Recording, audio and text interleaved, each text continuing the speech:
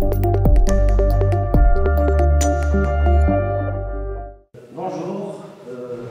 donc on va commencer ce cours de droit commercial destiné aux étudiants de deuxième semestre droit en langue française. On va consacrer cette séance à une introduction générale. Donc pour cette introduction générale, on va traiter la définition du droit commercial, la question la plus importante. Au niveau de la définition, on va aborder l'objet du droit commercial, le droit commercial dans l'espace juridique et le droit commercial dans le temps. Aussi, on va aborder les sources du droit commercial, on va aborder les sources du droit commun et les sources spécifiques au droit commercial. Et on va terminer cette introduction par la question importante, à savoir l'originalité du droit commercial. Et à ce niveau, on va parler de la particularité des fondements du droit commercial, de la particularité des techniques du droit commercial. Donc, pour ce qui est de la définition du droit commercial, on peut dire que le droit commercial ne se laisse pas aisément définir. Si l'on peut, avec l'étymologie ou même intuitivement, se faire une idée de ce à quoi sert le droit commercial, c'est l'ensemble des règles qui régissent les commerçants et les affaires commerciales. Il est plus difficile de dire où il commence, où il finit et quelle est sa place par rapport aux autres disciplines juridiques. Ainsi, la recherche d'une définition du droit commercial ne s'en trouve pas facilitée, mais la démarche peut être éclairée par l'étude de son objet, c'est ce qu'on va voir au début, et aussi l'analyse de sa situation actuelle dans l'espace juridique et la compréhension de son évolution historique. Donc commençons d'abord par l'objet du droit commercial.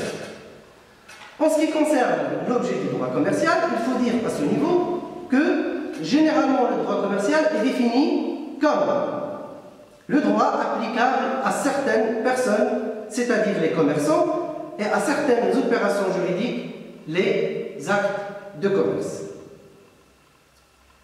Cette définition contient deux conceptions doctrinales différentes du droit commercial.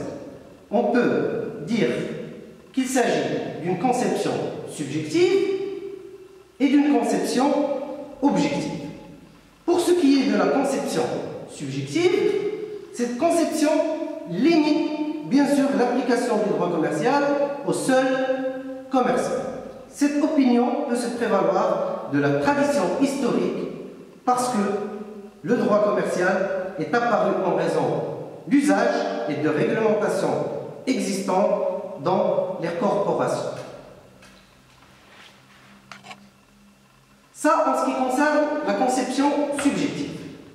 Traitons maintenant la conception objective.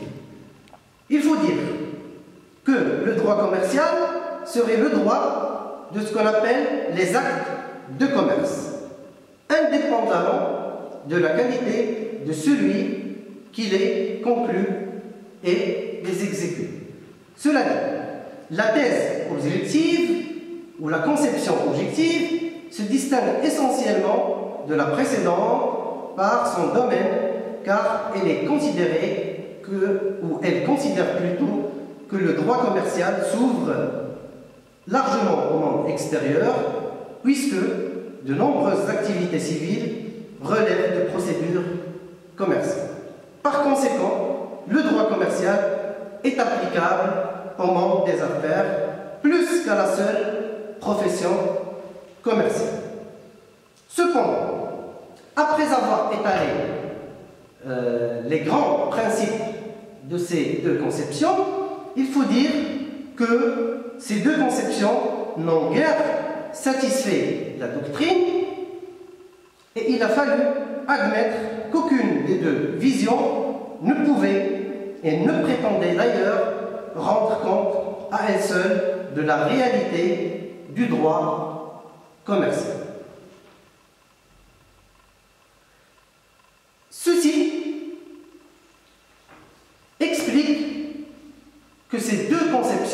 bien sûr, sont désormais combinés à la fois dans la plupart des systèmes juridiques occidentaux et particulièrement français qui a largement influencé notre droit positif.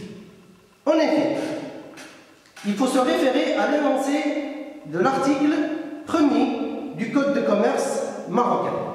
C'est notamment la loi 1595 formant Code de commerce promulguée par le Daïr numéro 1-96-83 du 15 Rabier 1er 1417. C'est le 1er août 1096, cette loi, telle qu'elle a été modifiée et complétée. Suffit à montrer que le droit commercial accueille les deux points de vue, c'est-à-dire et la conception objective et la conception subjective. Cet article précise que, je cite, la présente loi régit les actes de commerce et les commerçants. C'est-à-dire que la loi relative,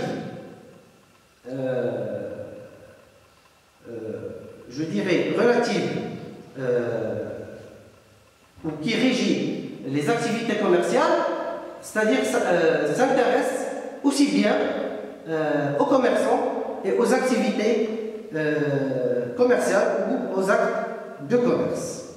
On comprend dès lors que le fondement du droit commercial, il est mixte.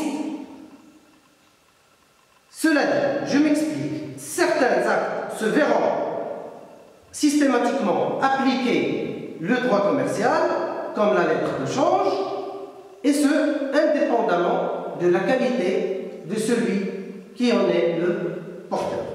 Réciproquement, certains actes civils, par nature, seront soumis au droit commercial parce qu'ils ont été passés par des commerçants. Le cas le plus typique et significatif dans ce cadre, et à ce stade, c'est le cas étant celui de la vente. Donc, après avoir abordé la définition du droit commercial d'une manière précise et succincte, on va parler maintenant, dans le cadre de cette introduction, du droit commercial dans l'espace juridique. Lorsque je parle de l'espace juridique, ça veut dire que je vais parler du droit commercial qui s'inscrit dans les frontières du droit privé. Aussi, je vais aborder une question très importante, à savoir que la délimitation de l'espace juridique impose aussi de résoudre un conflit de terminologie. Je m'explique. Le conflit de terminologie, cela veut dire qu'il faut savoir ou situer le droit commercial et les autres notions voisines, notamment le droit des affaires et le droit économique. Donc commençons d'abord par la place du droit commercial au sein du droit privé. Donc il faut dire à ce niveau que le droit commercial est une branche du droit privé. Cela dit, malgré sa finalité propre, le droit commercial n'est pas considéré comme une discipline juridique autonome en raison, je dirais, de ses rapports quasi-filiaux avec le droit civil. En effet, dans de nombreuses hypothèses, ce sont les dispositions du Code civil qui régissent les rapports commerciaux. C'est par exemple en application de la théorie générale des obligations qu'est appréciée la validité de nombreux contrats de la vie commerciale. Je fais allusion dans ce cadre au contrat de vente et au contrat de distribution. Donc, il faut dire aussi que le droit commercial entretient des rapports étroits avec d'autres disciplines juridiques. Je vais donner ici l'exemple de deux disciplines juridiques, à savoir le droit fiscal et le droit pénal des affaires. Commençons d'abord par le droit fiscal. Il faut dire que le droit fiscal exerce son influence sur certaines techniques commerciales. Je m'explique. Il n'est pas rare que les commerçants se déterminent en raison des conséquences fiscales de l'opération qu'ils envisagent d'accomplir.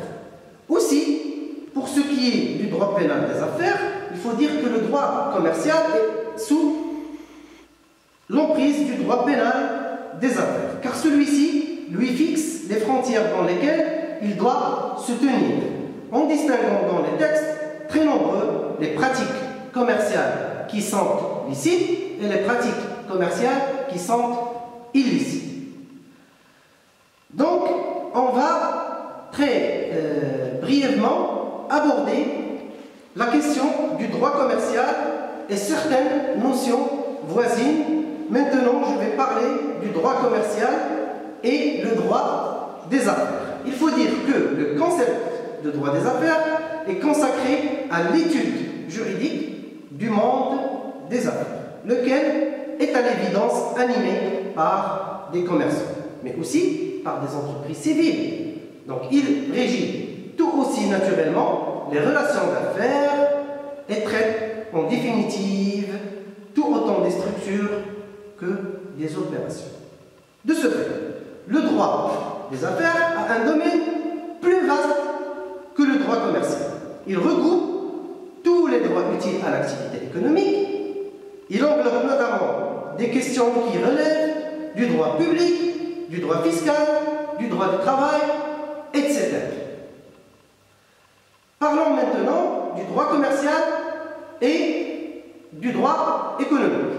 Il faut dire que le droit économique met l'accent sur les relations des agents économiques, privés ou publics et sur les rapports de force qui fondent les activités commerciales. Par conséquent, le droit économique néglige certains aspects que le droit commercial privilégie. Je m'explique. Dans ce cadre, c'est que la question la plus importante est celle des commerçants et des sociétés qui sont pourtant essentielles à la vision critique que le droit économique se propose d'exercer sur leur activité. Donc, après avoir étalé les grandes étapes de l'évolution du droit commercial occidental, il faut voir maintenant ce qui est du droit commercial marocain. Et on va aborder maintenant l'évolution du droit commercial au Maroc.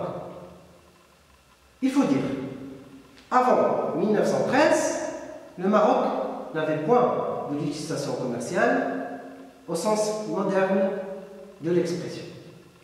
Sur le plan interne et dans le cadre des relations avec les autres musulmans, le droit musulman et les coutumes régionales constituaient une législation, je dirais, universelle. Aussi, pour ce bref survol historique, il est nécessaire, pour des raisons méthodologiques, de distinguer deux périodes. Celle antérieure à 1913, marquée par l'absence d'une législation commerciale marocaine, et celle postérieure à 1913, avec laquelle on constate qu'il y a une ouverture de l'ère de la révélation de la construction du droit commercial. Commençons d'abord par la période antérieure à 1913.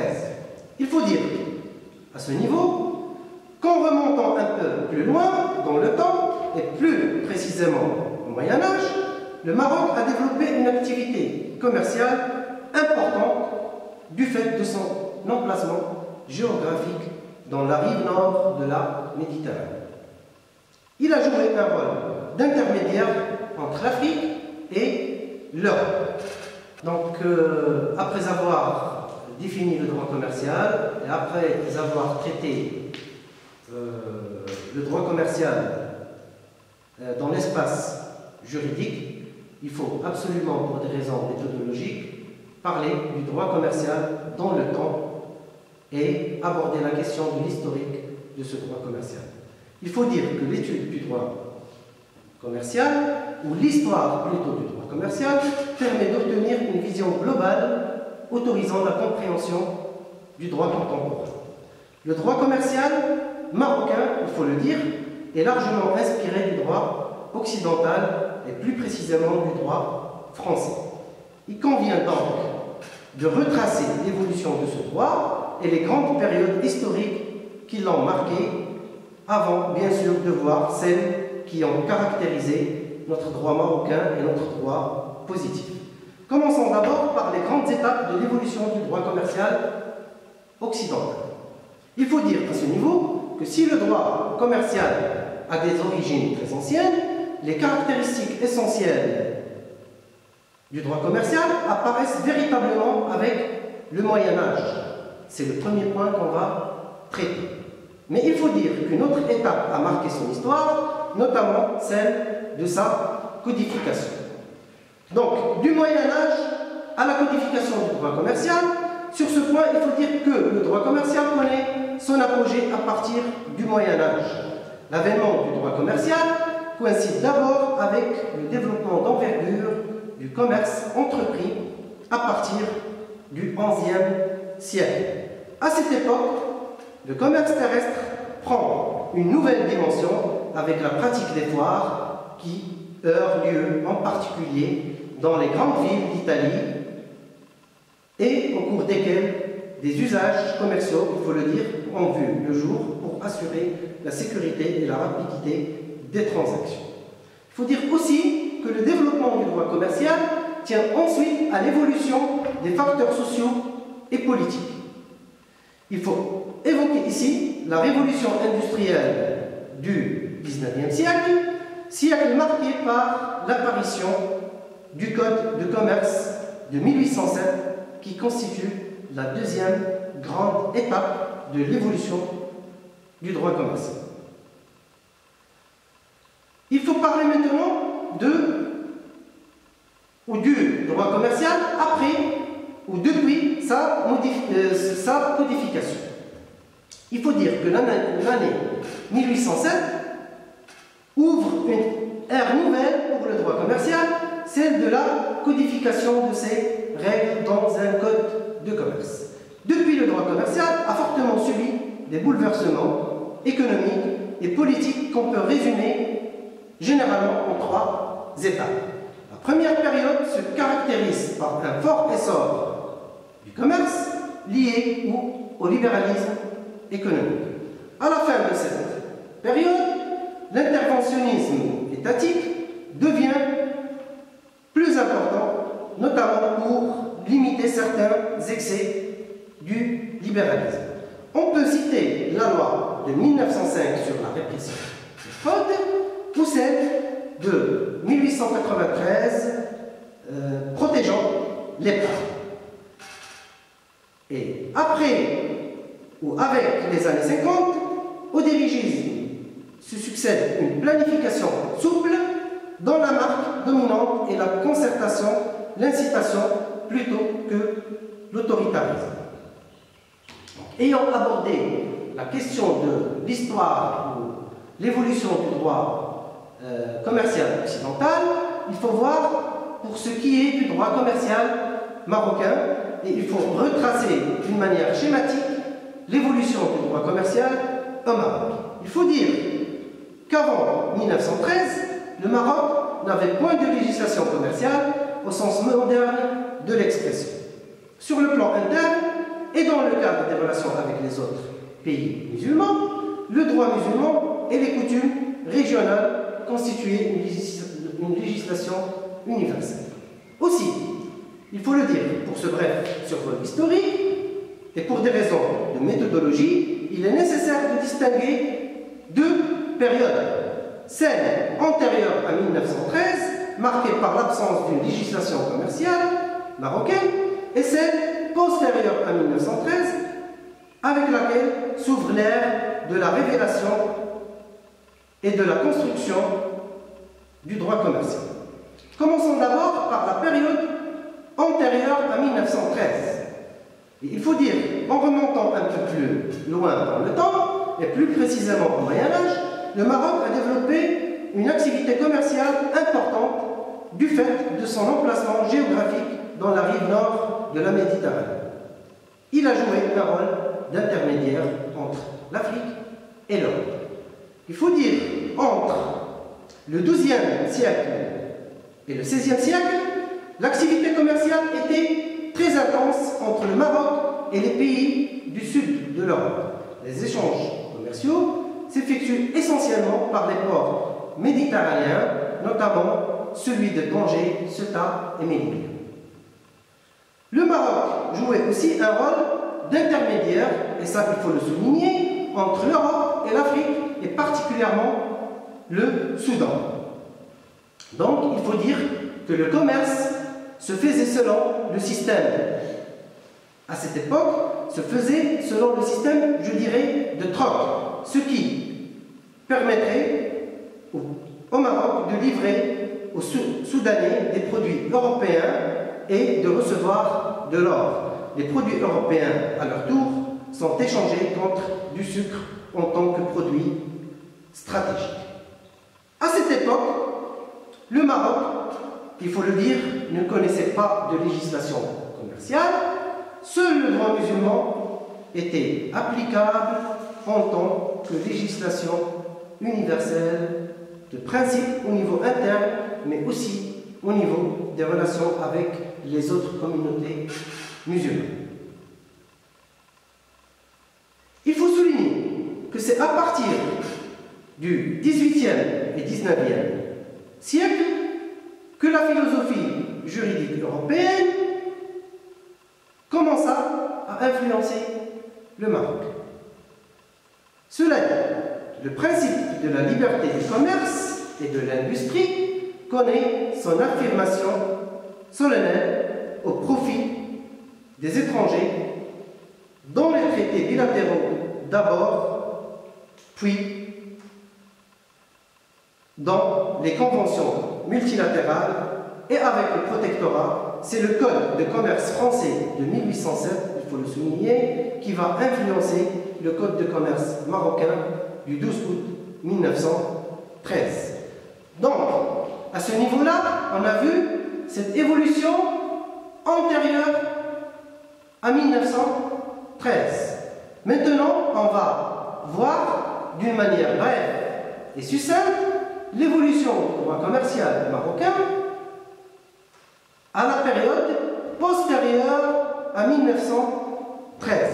Il faut dire que la division du Maroc en 3 zones de protectorat international, à Tanger, espagnole au nord et au sud, et française au centre, au lendemain de 1912, s'accompagne de 3 législations. On va maintenant aborder ces 3 législations d'une manière sommaire. Il faut dire que la zone de Tanger obéissait à un code de commerce de 1925 promulgué par les autorités internationales de l'époque. Ce texte, de par sa finalité cosmopolite, était mieux élaboré que ceux qui régissaient les zones d'influence française et espagnole. Il y a la zone sous protectorat espagnol. Observez le Daïr khalifien du 1er juin 1914 qui comprenait 3 parties distinctes consacrées aux commerçants et au commerce en général, aux contrats spéciaux et à la procédure de fait. Par ailleurs, l'ancienne zone de protectorat français appliquait, il faut le dire, 2 codes respectivement consacrés au droit commercial terrestre dès 1913 et au droit commercial maritime dès 1919. À ce niveau, il faut préciser que le code de commerce terrestre qui intéresse nos propos reproduisait les grandes lignes et les options fondamentales du droit français de 1807.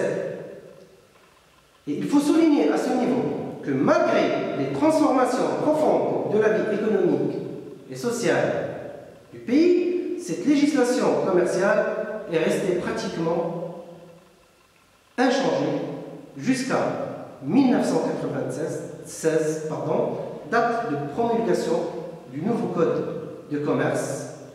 Ce code, adopté par la loi 1595, promulgué par le Daïr numéro 1-96-83 du 1er août 1996. On va terminer, s'il vous plaît, sur ce point. Et je vous donne rendez-vous pour une nouvelle séance de cette série d'enregistrement de cours à distance destinée aux étudiants du deuxième semestre droit en langue française. Merci pour votre attention.